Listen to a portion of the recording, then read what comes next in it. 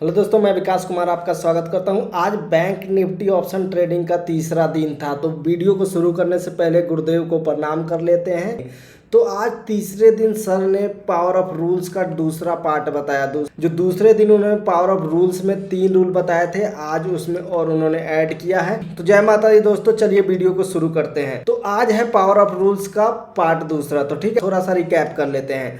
पहला रूल बताया था उन्होंने कि आपको कभी भी बिना सेटअप के कोई भी ट्रेड नहीं लेना है और आप अपने लॉस को फिक्स करके रखो, डिसाइड करके रखो, तब जाके आप एंट्री लो। ये नहीं कि एंट्री लेने के बाद आप लॉस डिसाइड करो, नहीं।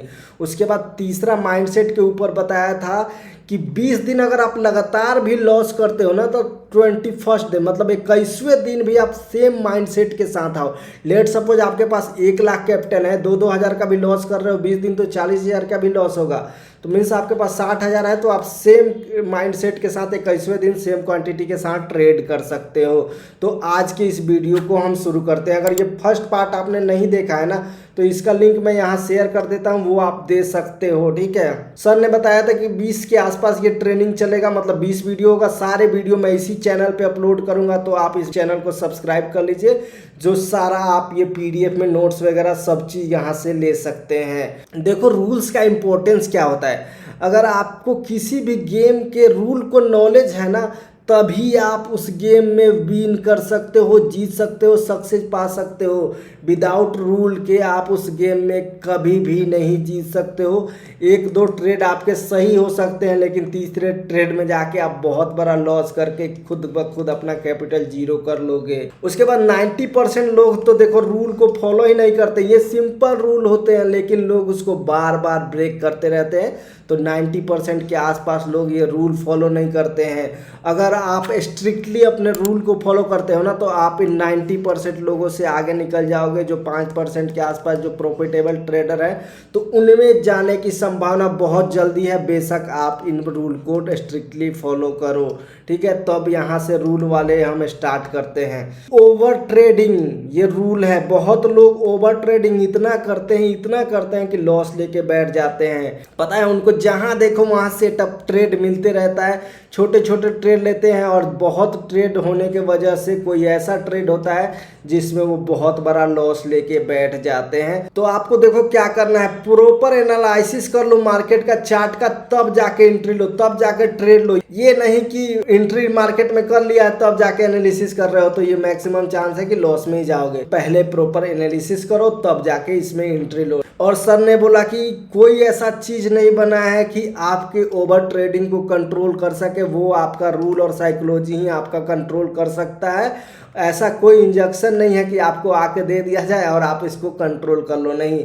आप स्ट्रिक्टली रूल फॉलो करके ही इसको कंट्रोल कर सकते हो। देखो, अब आपको खुद से प्रण करना है ये कि मैं डेली का 3 ही ट्रेड करूंगा। ये फिक्स एक रूल बना लो। ये आपको प्रण कर लेना है कि मैं डेली का 3 ही ट्रेड लूंगा, इससे मैक्सिमम किसी भी कीमत पे नहीं लूंगा। और इसका देखो कंडीशन क्या है। अगर फर्स्ट ट्रेड हमारा प्रॉफिट में हो गया ना, तो तुरंत किल स्विच करो, अपने ट्रेडिंग टर्मिनल को बंद करो। जेरोधा में आप किल स्विच कर सकते हो इजीली। दूसरा अकाउंट है तो लॉग आउट करके बाहर हो जाओ, फिर उसमें किसी भी कीमत पर लॉग इन नहीं करना है। चाहे वो प्रॉफिट 500 का हो, 1000 का हो, भाई या वो घर तो लेके जाओ। भाई प्रॉफिट घर ले जाना सीखो पहले। ठीक है, तो आपको किल स्विच कर लेना। अगर पहला ट्रेड आपका प्रॉफिट में हो, तो यहाँ पे 2-3 ट्रेड करना ही नहीं है। पहला प्रॉफिट हुआ, बाहर निकल जाओ।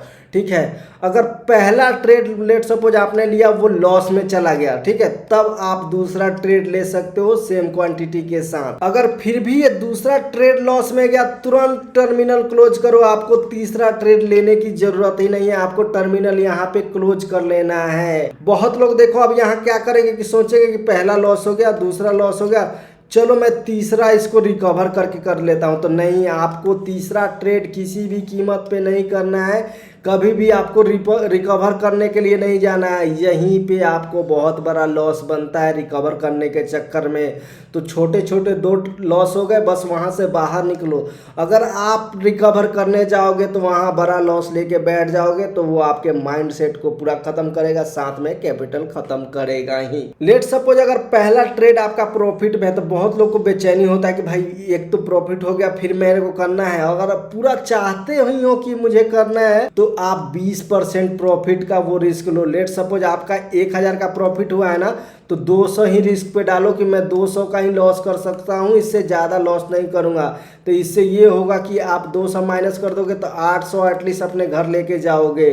ठीक है, तो यहाँ 200 का प्रॉफिट हो या लॉस हो, बस ये ट्रेड लेके आपको बंद कर देना है सिस्टम। ठीक है, अगर 200 का लॉस भी हुआ तो अभी 800 आपके पास प्रॉफिट में आ गया। तो देखो कुछ मेन पॉइंटर्स है कि आपके शुरू के 2 ट्रेड लॉस में गए, क्लोज करो। ठीक है, फर्स्ट 2 ट्रेड प्रॉफिट में गए, क्लोज करो। और तीसरा ट्रेड तब तक नहीं लेना है जब तक आपके पास फुल कॉन्फिडेंस ना हो कि हाँ ये मार्केट तो इसी डायरेक्शन में जाएगा, यहाँ से ब्रेकआउट करेगा, मतलब पूरा आपका सेटअप बन रहा हो और शुरू के 2 ट्रेड जो हो वो प्रॉफिट में हो, 2 ट्रेड प्रॉफिट में हो, तब जाके थर्ड ट्रेड लेना है। अगर शुरू के 2 ट्रेड लॉस में होना तो आपको कभी भी तीसरा ट्रेड नहीं लेना है। तो इसी अनुसार आप ओवर ट्रेडिंग को यहाँ पे ओवरकम कर सकते हैं। ये अपने आप से आपको प्रॉमिस और प्रण करना पड़ेगा। ठीक है, 5वां रूल जो सर ने बताया कि आप ओवरकम कैसे कर सकते हो, फियर को ओवरकम कैसे कर सकते हो। तो सर ने बोला कि आपको डर क्यों लगता है, क्योंकि आप रिस्क को मैनेज करके नहीं चलते हैं। आपका कैपेसिटी है 90 से 100 क्वांटिटी का और आप 500 क्वांटिटी मार के बैठोगे तो आपके अंदर धक धक करेगा ही। तो आप अपने कैपेसिटी के अनुसार ही मैनेज करके रिस्क को चलो।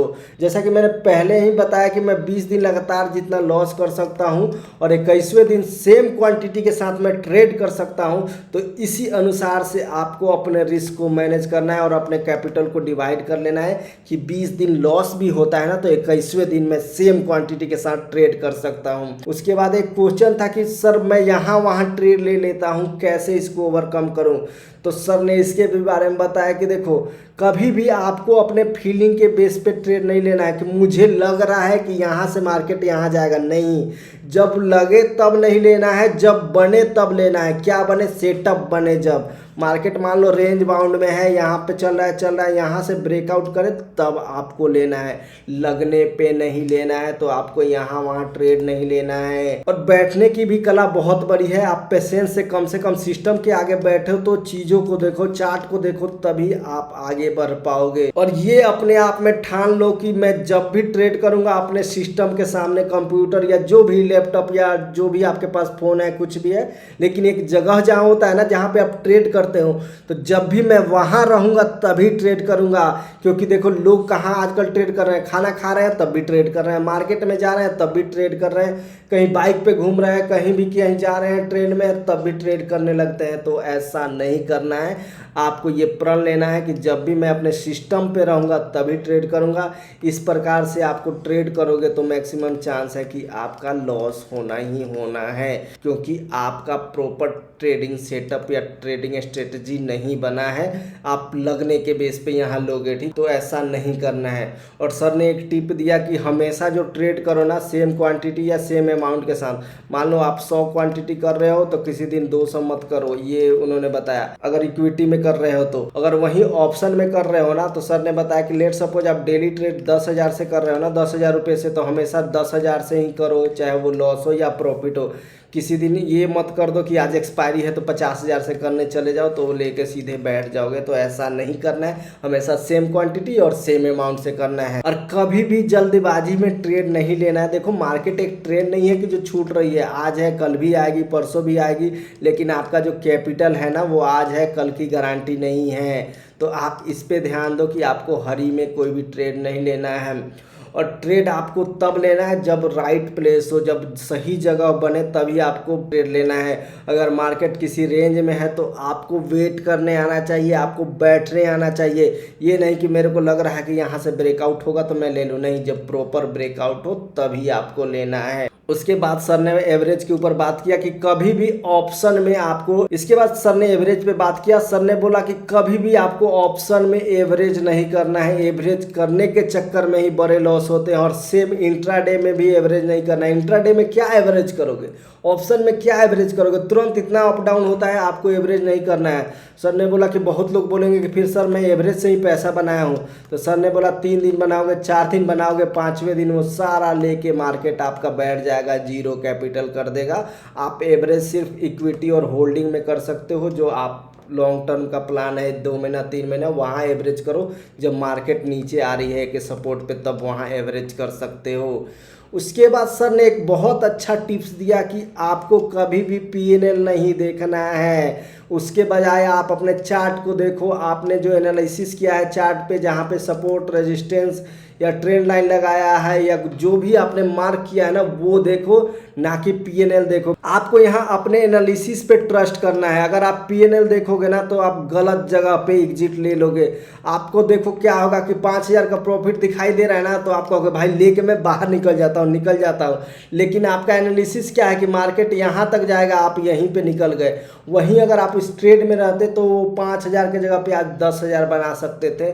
तो आपको अपने एनालिसिस पे ट्रस्ट करना है, पीएनएल नहीं देखना है, आपको चार्ट और एनालिसिस जो किया है वो देखना है। तो इस चीज़ पे आपको ध्यान रखना है। उसके बाद लोग यहाँ पे ओवर एस्टिमेशन लेके चले आते हैं कि भाई मुझे तो 10 दिन में ही कैपिटल डबल करना है, पैसा डबल करना है, 1 लाख का 2 लाख करना है। तो ऐसे नहीं होता है। सर ने बोला कि आप अपना रिटर्न तो कैलकुलेट करो। लेट सपोज कोई जॉब या काम कर रहे हो तो वहाँ सोचो कि 1 घंटे की सैलरी आपकी कितनी मिल रही है, 1 घंटे में वहाँ मैं कितना कमा रहा हूँ। फिर अपने ट्रेडिंग प्रॉफिट से इसको कंपेयर करो, उससे या उससे ज़्यादा हो रहा है ना तो आप उसमें हैप्पी रहो ना भाई। उससे ज़्यादा यहाँ पे मिल रहा है ना, आप 1 घंटे में जॉब में कितना ले लोगे, यहाँ पे मान लो 2,000 3,000 मिल रहा है तो इसको लेके आप खुश रहो।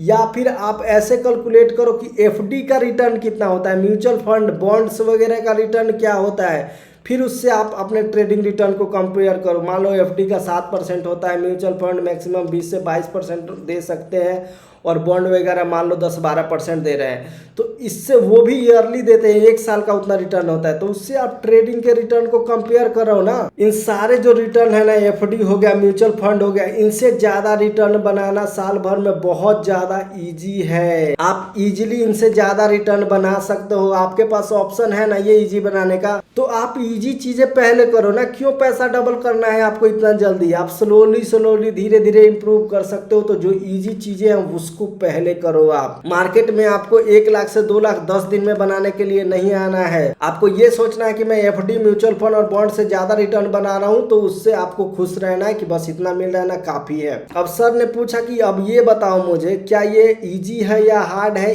1 लाख से 1,000 रुपया प्रॉफिट बनाना। बहुत इजी है ना 1 लाख कैपिटल से 1,000 प्रॉफिट बनाना। तो आप इजी चीज़ों पे फोकस क्यों नहीं करते हो। आपको एक ही दिन में लाखपति और करोड़पति क्यों बनना है। अगर आप डेली 1,000 भी प्रॉफिट लेते हो ना, तो आपका कैपिटल 4 महीने में डबल हो जाएगा। और इसके साथ साथ आपको जो भरपूर नॉलेज और लर्निंग मिलेगी वो अलग, और ये आपको एक बहुत बड़ा ट्रेडर बनाने में हेल्प करेगा। तो आप छोटे छोटे प्रॉफिट लेके खुश रहो, और ये मत सोचो कि मेरे को कैपिटल 10 दिन में या 1 महीना में ही डबल करना है। अगर ये सोच के आओगे ना भाई, तो क्या होगा कि आपका कैपिटल 0 होने में टाइम ही नहीं लगेगा, और इतना जल्दी प्रॉफिट के चक्कर में आप अपना कैपिटल 0 कर लोगे। तो आप इजी चीज़ों पे फोकस करो। एक दिन में 1,000 प्रॉफिट लो ना भाई 1 लाख कैपिटल से। आपको बड़ा चीज़ नहीं करना है और बड़े चीज़ पे फोकस नहीं होना है। सर ने एक इन्फॉर्मेशन दिया कि सैटरडे और संडे को कोई ट्रेनिंग नहीं होगा, लेकिन मैं ट्रेडर विकास इसी चैनल पे इन दिनों मैं अपने लर्निंग के वीडियो अपलोड करूंगा। तो उम्मीद करता हूं कि आप उसे सपोर्ट और प्यार देंगे, ठीक है। और मंडे से फिर से ट्रेनिंग होगा, और मंडे से जो ट्रेनिंग सर चालू करेंगे उसमें वो चार्ट और कैंडल स्टिक के बारे में बात करेंगे। तो गुरुदेव को बहुत बहुत धन्यवाद जो इतना अच्छा ट्रेनिंग प्रोवाइड कर रहे हैं। तो ये वीडियो और नोट्स मेरे द्वारा था। मेरा चैनल का नाम है ट्रेडर विकास, वहां जाके आप सब्सक्राइब कर सकते हो। जो ये नोट्स PDF में है वो टेलीग्राम से आप डाउनलोड कर सकते हो।